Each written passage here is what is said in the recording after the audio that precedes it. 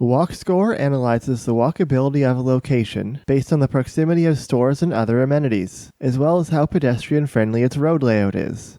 It's actually a really useful resource, but we want to draw attention to its limitations in the area of city rankings.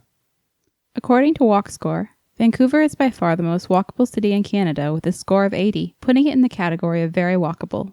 In second and third place are Montreal and Toronto, whose scores of 65 and 61 only put them in the category of somewhat walkable. What's important to notice is that these ratings are based on the municipal boundaries of each city. Vancouver's score is only the city of Vancouver, excluding, for example, Burnaby, while Toronto's score is only the city of Toronto, excluding, for example, Mississauga. The problem here is that these municipal boundaries are largely arbitrary and not comparable between regions.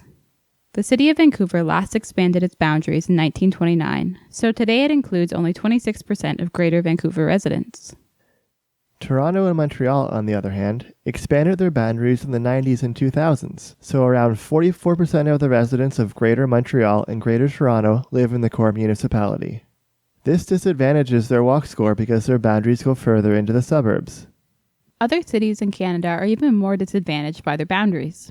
Ottawa and Winnipeg have more than 90% of their metropolitan area's population living in the core municipality. Any walkability that they had in their downtown cores is diluted by all of the distant suburbs.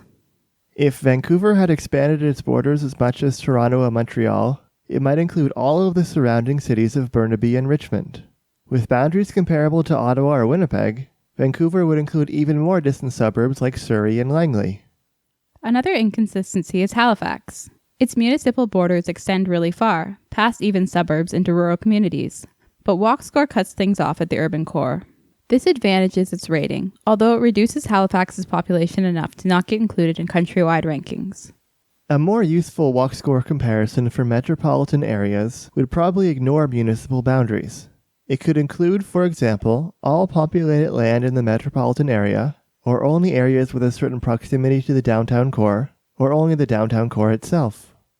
WalkScore does offer ratings by neighborhood for some cities, which looks promising, but what gets counted as a neighborhood isn't consistent. WalkScore divides Montreal up into its 19 boroughs, but it divides Toronto up into its 140 city-designated neighborhoods, which are obviously smaller. There's no option to compare an equivalent downtown Toronto and Montreal. Despite all of this, WalkScore is still really useful. Its heat map shows you which areas within a city or metropolitan area are the most walkable, and you can even look up the score for a particular address.